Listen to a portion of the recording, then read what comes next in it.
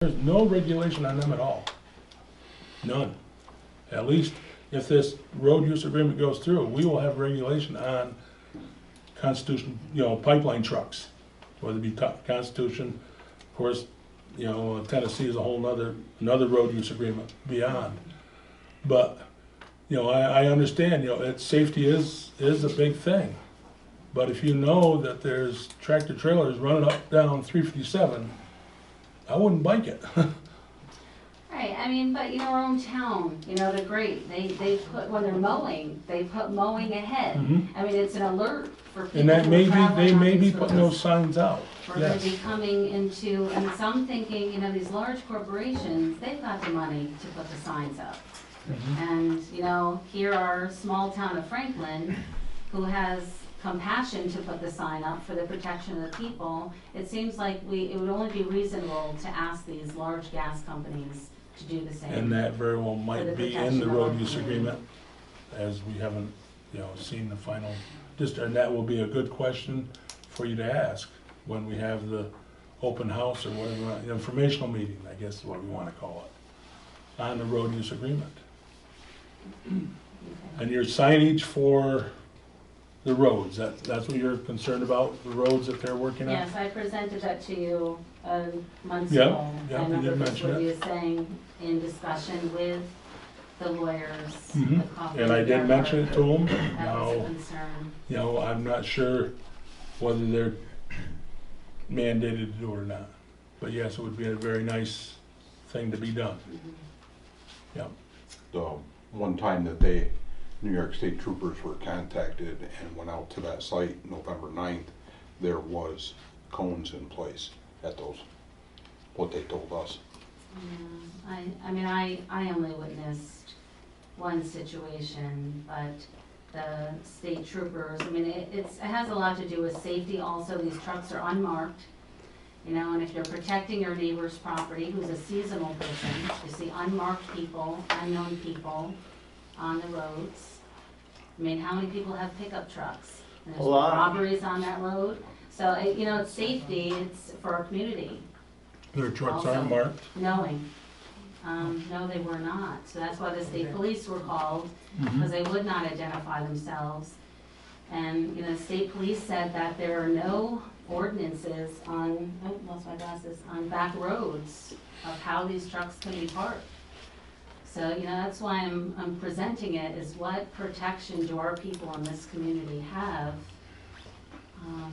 And where do we go to? Well, we can ask for signage. If we can't mandate it, which it sounds like that's what the troopers are saying, there's no law saying you have to have a sign, blah, blah, blah. We can ask for it and hopefully they will, and maybe they have, I don't know, what's in the road use agreement. So That's- Delta doesn't have any involvement with that, that's more for road protection? Yes. Right, right, the road usage, yes.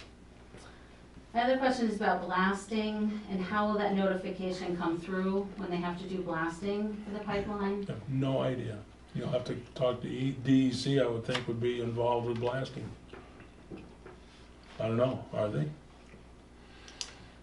I don't know, when you do regular blasting and stuff, you're supposed to, within a certain area, supposed to contact those people. So I would say that that's probably gonna fall under this too. The homeowners, or will they contact the town? I would say, Contact the homeowners. Well, When we they had blast on the the- quarries, When we Haney's blasted have the a quarry, quarry, we had to notify they the notify them, landowners yeah. within a pretty good radius, actually. So that'll be the company's responsibility to notify. Or the sub. Probably the blaster and so. Yeah, that's who it fell back on. Because if he don't notify, he'll lose his license and fast and pay fine. Do you know the mile radius, Tim? Does anyone It's not a know big how mile they radius. have to notify? It's not, but the thing is, It's probably the notification, size of if the- you're not there. I know when we did it up there, we notified Dale and Cindy was notified, Haney's were notified, Reynolds's were notified. And some of them were beyond what was recommended, just to let them know, that there would be a blast. Most of them, I don't even think even noticed it happened, but And that all depends on the amount that they're using, because when I Size of blast. was building town roads, we did all the time, Right. That was 20 years ago when we did it. Well, I'm 30 years old. Yeah. Well, they- Steve did it had like to be 5 years notified, ago. and it Oh, did amounted to how much. He you were notified. using. And he notified you guys? Mhm. Yeah. So the town itself doesn't get any notification that, hey, this company's gonna be blasting today in this area. Not that I know of. It's probably gonna be a daily thing, so you're gonna get notified, we're gonna be blasted every day between this time and this time. They probably would That's schedule how it they like going schedule by. it. So the community per se is not required to get notified of that. Well, the landowners that are affected by it, I guess, are the ones that have gotta be notified. Is that what I'm understanding? Within a certain Certain radius. distance depending on how much they're. If it was They're close using to one a stick or public 10 highway, stick or I'm sure the 100 town would be notified and they'd close the road Well, down. that's, yeah, I'm thinking. for But they people who are probably traveling wouldn't on the even roads. blast that close. And most of their blasting's not, it don't go 6 feet out of the ground. Cause they're not trying to get so deep, No, They're they're not just trying to cracking knock the us rock down, to keep it yeah. out. or hopefully they're not. The Okay. last thing is just about air quality testing. Before, if, you know, this compressor station comes to this area, what can we do to protect this community's air quality by doing pre-testing before it comes? You know, trying to get these gas companies to pay for it, it's expensive. But what can we do? And just to suggest it, if the town board is at any meetings, if there's any grants coming up, if it could be proposed for this community, especially near our schools. You know, they've upped the horsepower, Kinder Morgan, you know, the Right, second pipeline. And being preventative this to paper protect what we have. This paper you handed out, Donnie, about Hickory, I was gonna, when it's my turn, I was Oh. gonna mention, I didn't realize this was gonna talk about it, and that's fine, I'm still gonna talk about it. Well, Yeah, I just wanted to Yeah, propose it out there. I was just wondering how old the compressor is this. I know there's a website that you can check, because the guys at that meeting let us know that there's a website that you can check I forgot how often it was, but it's pretty regular. Every one of their compressor stations, it tells what their emissions is on everything. Right, but on my question or my suggestion is now, testing what we have now. And so if our air quality is ruined, But your concern isn't from the from the compressor station, right? it is, yeah. And that's from the why I'm saying toxins that are emitted. if you check what their present emissions are, plus there's an emission status that they have to abide by. Which some have been exceeded in the reports. According to EPA standards. I'm done. Okay, Thank you. you're welcome. Well, we touched on it with Donnie about the Hickory, Pennsylvania, so why don't we finish Okay. that up? All right. Well, yeah, I was gonna kind of talk about air quality tonight because I think it is just as important to do pre-testing, or you don't have any idea of what it changed from, and you'll have all kinds of arguments about, from the gas companies or whoever, that it was pre-existing, so, but that's just an aside. I usually speak better from, once I've got it on paper instead of my head, so I'm just gonna work through this, and I did pass out some things to you folks ahead of time, and gave Don some copies, but at the July 2015 town board meeting, we did discuss the lack of long-term air quality monitoring studies to establish the pre-construction baseline before a compressor station is built. And in August, town board meeting, I presented some information dealing with continuous long-term baseline monitoring and the cost associated with it. Now, the top page of the handout I handed out earlier does give you those costs, and the main reason that pre-construction air quality is not available is the cost. Continuous baseline testing requires setting up an enclosure with specific certified air sampling equipment, followed by analysis of the samples collected at a certified laboratory. The enclosure and the equipment represent an upfront cost of about $40,000. It's listed down through on that first page of your thing. And then the pre-construction usually it's done hourly, so they set up a tester that tests hourly per day. They do this for up to 30 days.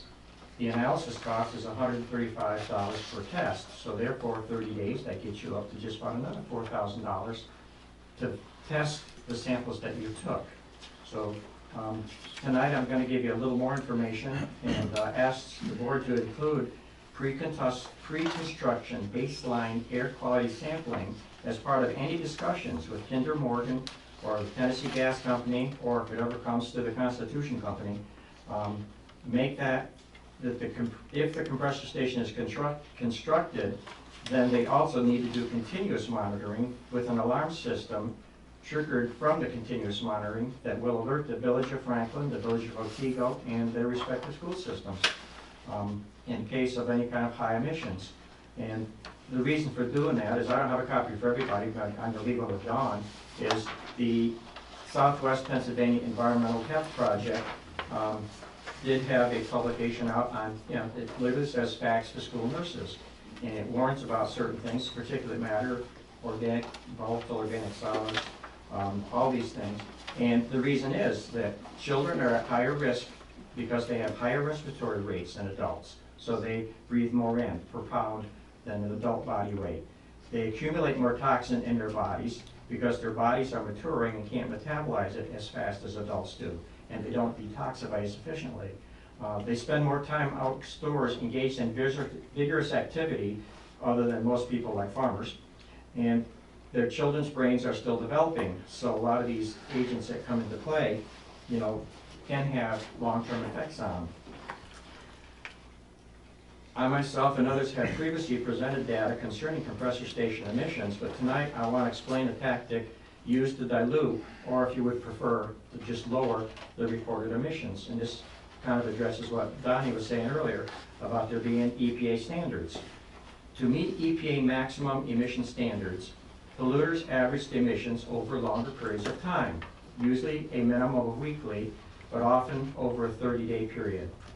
This greatly reduces the exposure level and hides the high short-term spikes related to equipment failures, leaks, or blowdown events.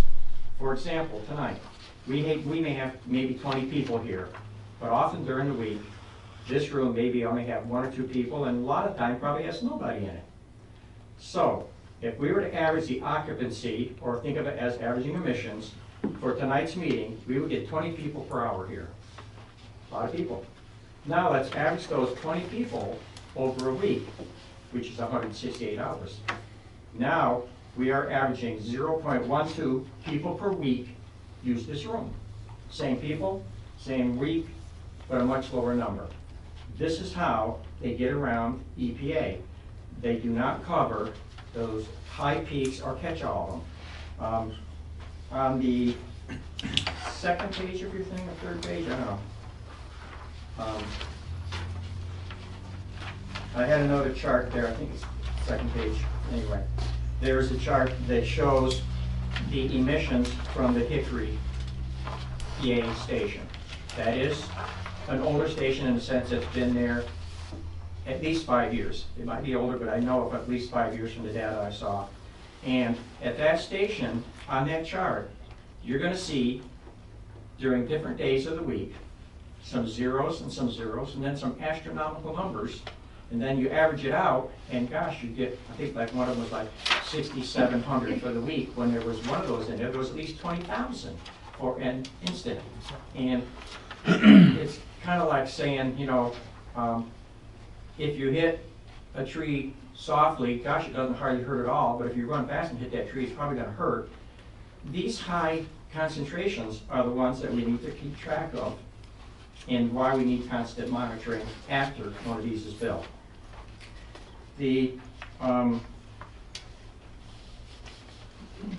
Okay, now also just for what it's worth, the other paper I threw in there was just a report because the Southwest Pennsylvania Environmental Health Project has been collecting data at Minisink, right in New York. A relatively new compressor. I believe that it is like 12,000 horsepower, so it's small compared to us. But they are starting to collect data after it's been built. These are the actual emissions, so we'll have some local data.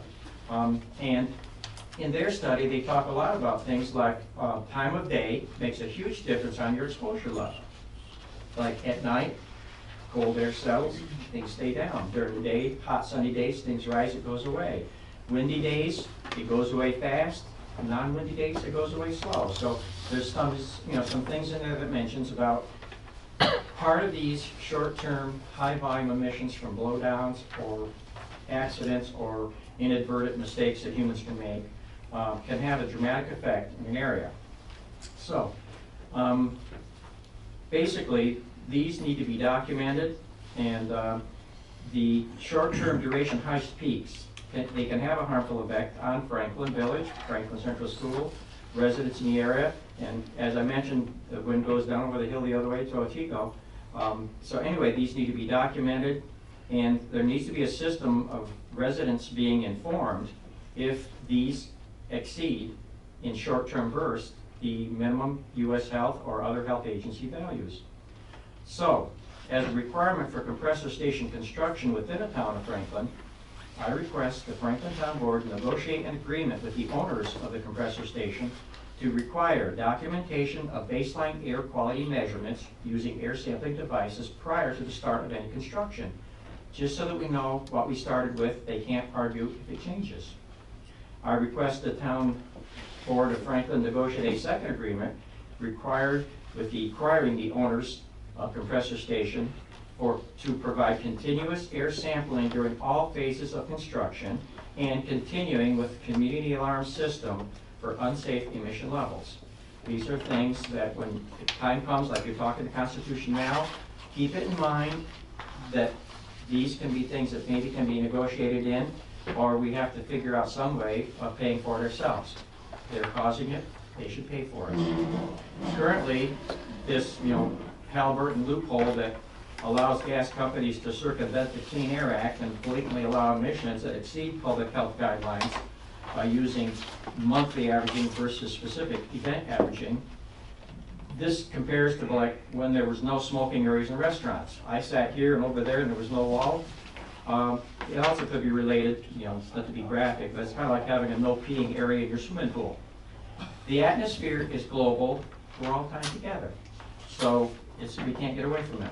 The solution to pollution is not dilution, and I respectfully request that the town board be prepared to address air monitoring requirements as soon as any organization proposes a compressor station for the town of Franklin, and include requirement that such an organization cover the costs of such monitoring. I thank you for the privilege. Any questions? Thank you. And as we get closer, or maybe it'll never happen, hopefully it never happens, don't drop the subject. I won't. Okay. Yes, Pete. To clear a little bit more, like Tom was saying. I think we've beat No, on it I pretty good. testified in Pennsylvania. I don't doubt you have, Pete. In front of the DEP, but I don't want the rest of the members to know. Okay. And I told them to put computerized monitors on every site with a compressor station. Mhm. You know what they said to me? Who's gonna pay for it? It's their industry, they pay for it. And that's what we gotta push for if it comes. We gotta protect us here. Well, that's right, that's what we have. I can So we see a have lot to of put sense laws in in to that. protect us. I'm not saying there's not a sensible want, but it's something that would have to be worked on. That's all you can do. Because they're operating under regulation. But it's something, that can be, wanted. There's no doubt. It does make sense. Whether to have one run 24/7 after it's up, I don't know about that. But, or hit and miss, not let them turn it on when they want to turn it on. Have somebody else have control when it gets turned on and tested. So like the emissions on your car, you don't turn it off. That's right. Yes, Mike? Unrelated. Yep. The the new cell tower, the emergency one, Mm-hmm. is that operational yet? I don't think the equipment's on it yet, I don't believe. No, All right. The fence is up though. it is not on it. I had a meeting with a separate person outside of people we talked about through meetings. He made some recommendations. I kind of wanted not to do it in public, Mhm. tell him what he told me. But his recommendation was that tower. Now, you said they won't put it on that tower. And see how far, but I know I went past your house, you don't get any service. Oh, no, we don't. No. It might reach Treadwell. I mean, we have another opportunity that Right. probably will go by Wayside. Well, In the it's, Treadwell cell area. service can only go so many miles, I believe. 3 miles. He 3 miles. talked about that, he talked about, he probably has more experience Right, than that. He told me what the opportunity, how to do it. I don't really want to do it in public, this is my dollar, mm-hmm, you know, I'm right. bidding for this too. Now, have you talked to, I mean, I don't know if the tower would be No, able I to be have to used, be but, involved with you guys. right, And like I said from the go, best site would be the best site. It probably Mm-hmm. isn't my site, if I have a second site, but probably not my initial site. uh-huh, He recommended that tower. right. Now, you haven't approached, I didn't approach anybody, I was gonna pass it through you guys. right, no, I was None of my- just, for that tower, I'm just saying the emergency services, which is, what's the head of that? I can't think of the guy's name. Hood. Steve Hood.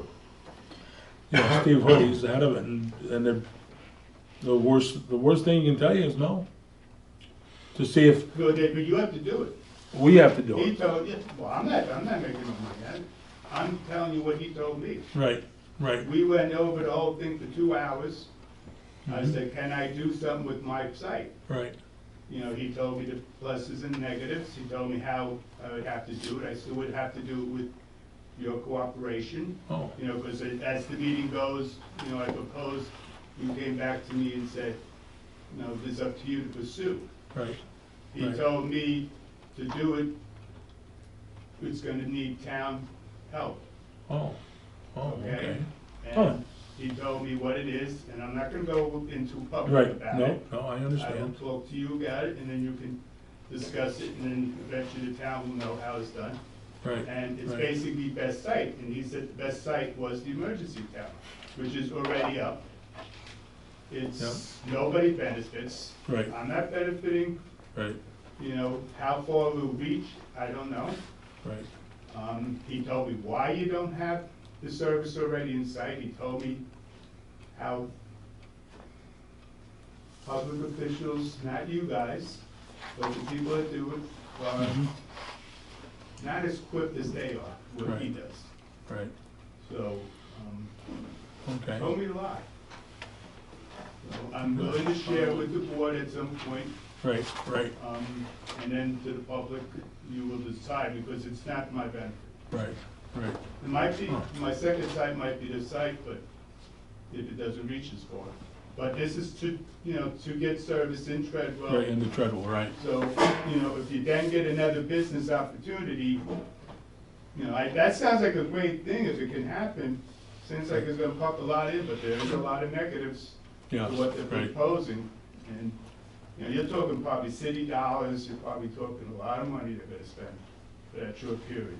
if you got, you know, if you're gonna have 200 Yeah. young I mean, people come up, it's gonna, I mean, I Big don't know how bucks. many more opportunities we're gonna let slip by. right, I mean, I like the other one much better, because it's, you know, Right. guaranteed source of income from that, you know, for the Right. community, but right, the right, cell tower was an issue back then. mhm, And then it also becomes, and it's all about safety. We have a, you know, we have a safety issue here, we're just talking about safety on bike riders, we're talking about everyday safety for people, right, emergency situation anywhere on these mountains that people go hunting and all that. mhm. Okay, Mike. I don't know if it'll be, maybe next month, are you gonna be around next month? I don't know, I got my parents to take care of, I'm up Oh, and down. up and down, okay, Yeah, so it's like, just 'cause we if got I more, want, you want me to discuss with Right. you and lay it out or whatever. okay, well, we can probably get together sometime, you'll be up, back and forth, Yeah, okay? and I'm back up this weekend, but I got all sorts of plans already. Okay, thank you. Yes, Liz? Question related to what he was saying, where is the emergency tower? It's up on Egg Klug Road. Where is it? Egg Klug Road, Plymouth Church Road. Okay, You so can what see- does that you can probably house see the- just, you is can that pr- the one that's flashing red? Yes, It's white during the day and red at night. So it houses just emergency Emergency services? services, yes. It's a new facility, the new thing they put up last. There's always one been there, it's just, this one's bigger. That's Right, right, yeah, yeah, that one was just a little bit of right. TV antenna. 45-foot tower, and now it's 199 feet. Yep. But that's the red flashing light, that's where it is. Right, Last it's time I was right, up there, it was still there, but it's the still fence is eliminating probably dead 20 feet zones. off the road. It's right on the road. But it's Egg Klug Road, Chicken Farm Road, Plymouth Church Road, whatever road you wanna call it. It's, they got the fence put up. Used to be? Yep, yep, just up from there. And that was kinda ugly how it got started up there, but it finally got done right. Yeah. There was some of that eminent domain stuff that was going on up there that finally got worked out between the people. So, okay, is there anything else? Well, I guess we can Make the motion. have a motion. We have a motion made and seconded, all in favor? Aye. Aye, we are adjourned. Thank you very much. Oh, thank you. Good deal. I have a hard time getting my office.